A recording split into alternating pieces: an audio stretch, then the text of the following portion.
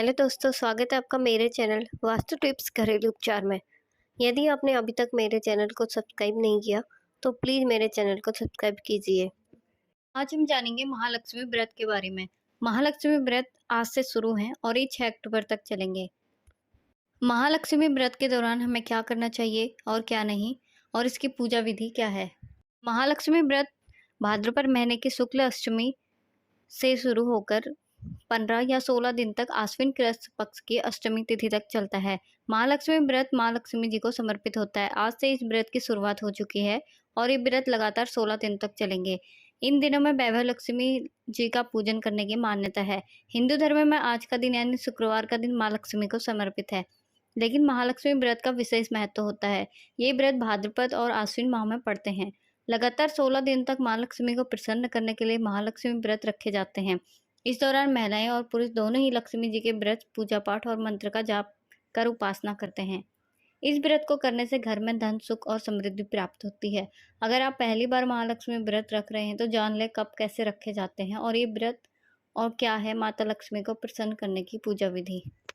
सबसे पहले जान लेते हैं माता महालक्ष्मी के व्रत कब से शुरू हैं। पंचांग के अनुसार भाद्रपद शुक्ल पक्ष की अष्टमी की शुरुआत 22 सितंबर शुक्रवार दोपहर 1:35 से शुरू हो रही है और ये तिथि 23 अक्टूबर शनिवार दोपहर 12:17 पर संपन्न हो रही है। लेकिन महालक्ष्मी व्रत में शाम की पूजा का महत्व है, इसलिए व्रत की शुरुआत 22 सितंबर से होगी। वहीं महालक्ष्मी व्रत के 6 अक्टूबर शुक्रवार को ही पूर्ण हो रहा है, यानी इस साल महालक्ष्मी व्रत के दिन 15 रहेंगे। पंचांग के अनुसार महालक्ष्मी व्रत की शुरुआत 2 शुभ योगों में हो रही है।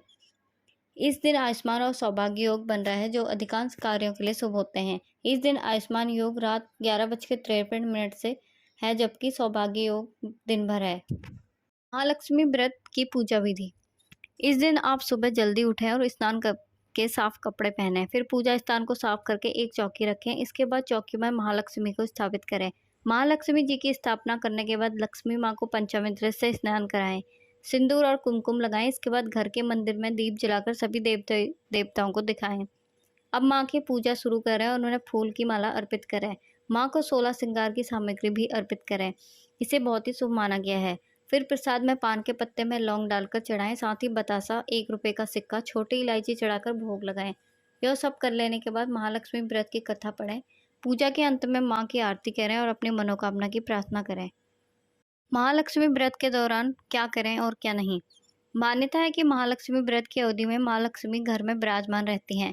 ऐसे में महालक्ष्मी व्रत शुरू करने से पहले घर और मंदिर को अच्छे से साफ सफाई कर लेनी चाहिए, क्योंकि माता लक्ष्मी कभी भी गंदे स्थान पर नहीं ठहरती। साथ ही घर में टूटे बर्तन, टूटा हुआ शीशा आदि को बाहर कर देना चाहिए, इससे माता रुष्ट हो जाती हैं।